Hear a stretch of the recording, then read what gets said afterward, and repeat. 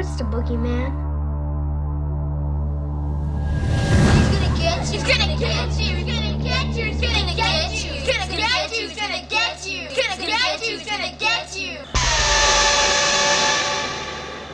Welcome to Deconstructing, where I take apart an iconic horror movie to find out what makes it tick.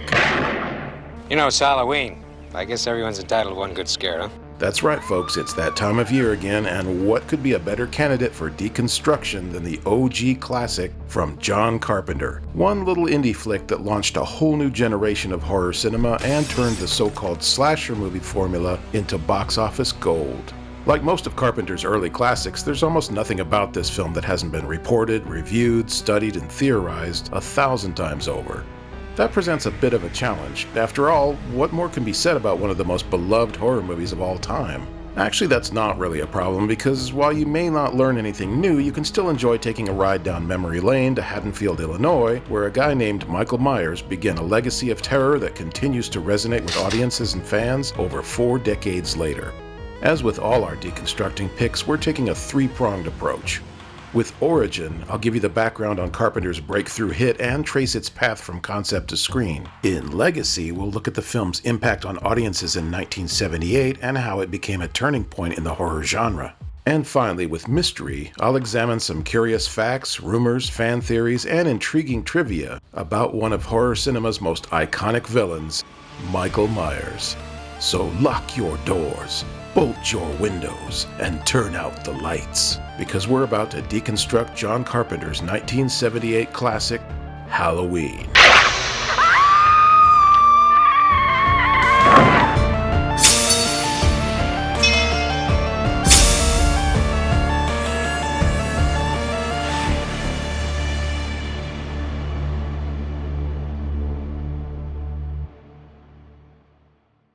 It may surprise you to know that John Carpenter had Hollywood's attention before he even shot his first feature. In 1970, as a film student at the University of Southern California, he co-wrote, edited, and scored a short film called The Resurrection of Bronco Billy, which was picked up for theatrical release by Universal Pictures, and won the Academy Award for Best Short Film in 1971. Next came Dark Star, which began as a short film project at USC the following year. Carpenter collaborated on this film with fellow film student Dan O'Bannon, who would soon make his own mark in horror history as the writer of Alien and director of Return of the Living Dead.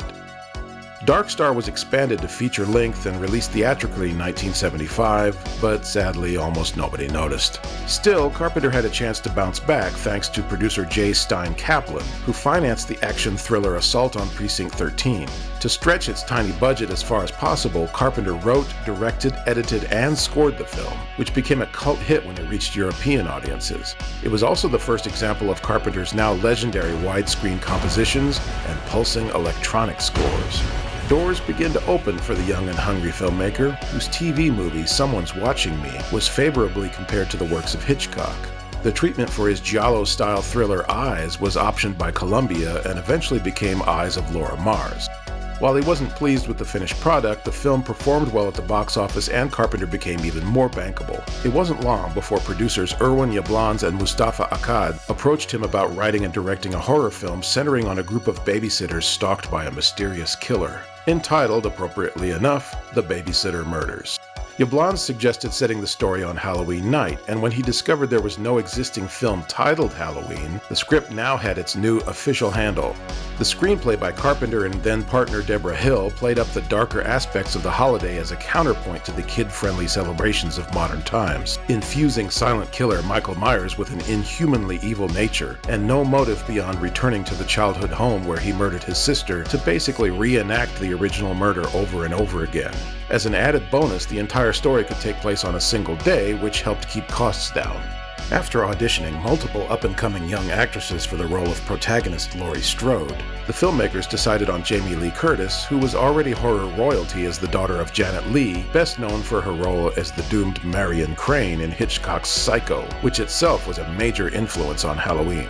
The supporting role of Michael Myers' obsessed psychiatrist Sam Loomis wasn't originally written for Donald Pleasance, who would soon immortalize the role. It was first offered to horror icons Peter Cushing and Christopher Lee. Cushing's agent asked for for too much money, and Lee also turned it down, but eventually came to regret that decision.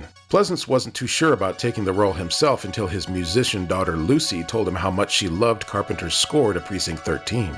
Carpenter continued his tradition of Panavision widescreen visuals, and to that end hired talented cinematographer Dean Cundy, who had experience in low-budget horror and exploitation movies. They employed a new technology called the Panaglide rig, similar to the Steadicam, which physically separates a camera from its operator, enabling a smooth, gliding motion that makes Michael's point of view seem eerie and unnatural. But even more memorable to Halloween fans is its infamous piano-based score, again composed and performed by the director himself. In one famous anecdote, Carpenter recalls screening the film without music for a Fox executive who told him it wasn't scary at all. He resolved to save the film with the score, which he wrote in just 3 days. The end result, well, you can probably figure that one out for yourself.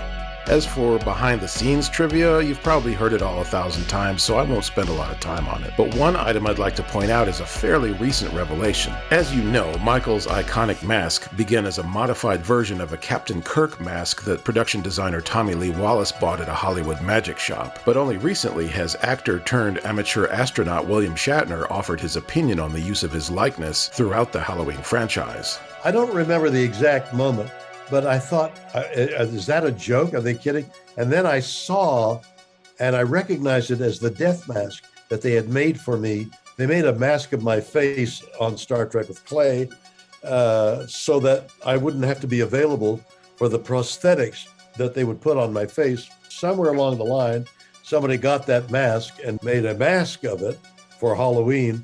And then the story is, get me a mask, said the director. So the guy ran into this Halloween store and grabbed this mask, and it happened to be of me. Of course, the rest is horror history, and the mask has been worn on screen by dozens of actors, stunt performers, and stand-ins, including Nick Castle, who reprised his role for the 2018 revival of the franchise, as well as the sequel Halloween Kills, which just hit theaters this month.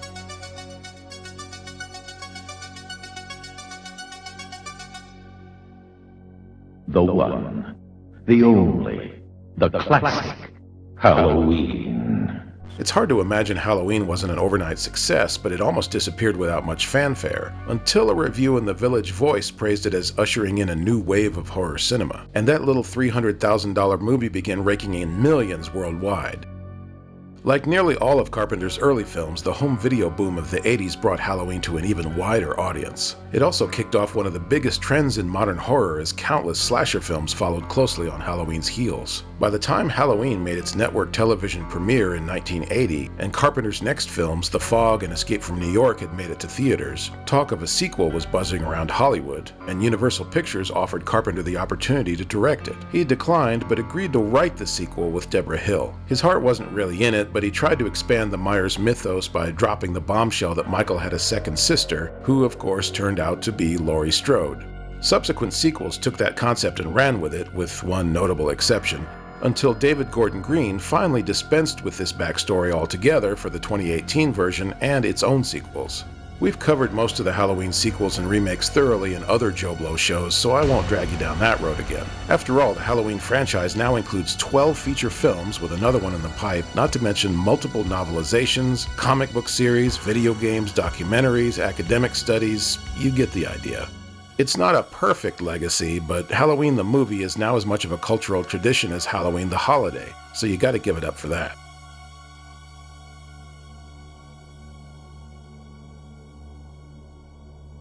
Until the 2018 movie retconned the entire backstory yet again, there wasn't much mystery left in the chronicles of Michael Myers. Beginning with Halloween 4, an expanded universe began to emerge, itself partially derived from a few hints Carpenter and Hill slipped into their screenplay for Halloween 2. So instead of digging up the same old behind-the-scenes factoids about the movie, I thought I'd devote this section to Michael Myers trivia.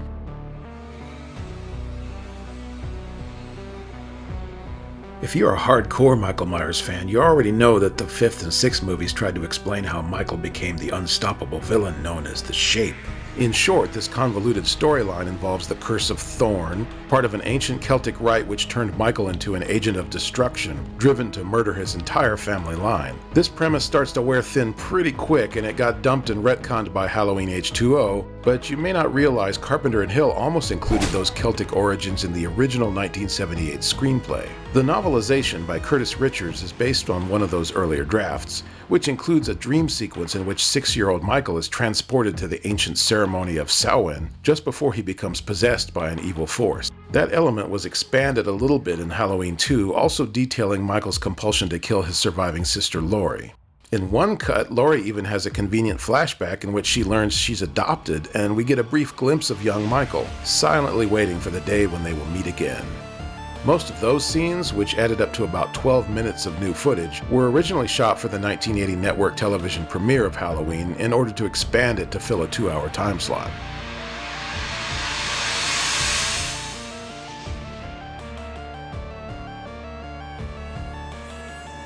One of the added scenes includes Dr. Loomis appearing before the board of directors at Smith's Grove Hospital. During that hearing, we even discover that Michael has a middle name. I have no choice but to remand Michael Audrey Myers to the Smiths Grove, Warren County Sanitarium. After this scene, we find Loomis visiting a younger Michael at Smith's Grove, the only time we ever see them together before Michael's escape. You fooled them, haven't you, Mike? But not me.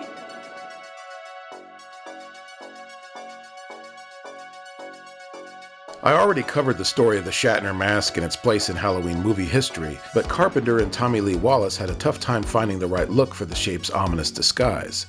In the final script draft, the mask is described as having pale, vaguely human features like a death mask. But at one stage, they envisioned Michael wearing a clown mask, which calls back to the costume he wore at age 6 when he committed his first murder. Even weirder, one of the mask options was Richard Nixon.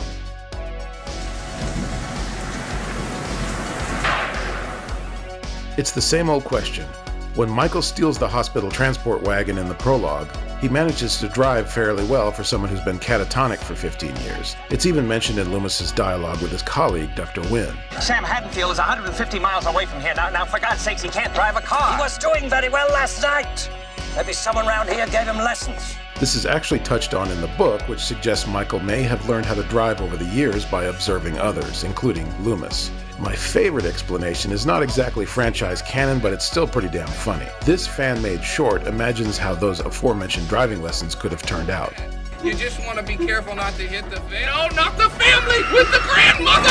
Oh, the family! I hope at least some of these little tricks and treats were a pleasant surprise and offer you some fun-sized bits of trivia to impress your nerdy friends this Halloween. The boogeyman is coming. Leave me alone. He doesn't believe it. But we'd love to hear more from you. Jump in the comments and share your favorite obscure and cryptic Halloween facts and rumors and theories, or just tell us what you'd like to see us deconstruct next.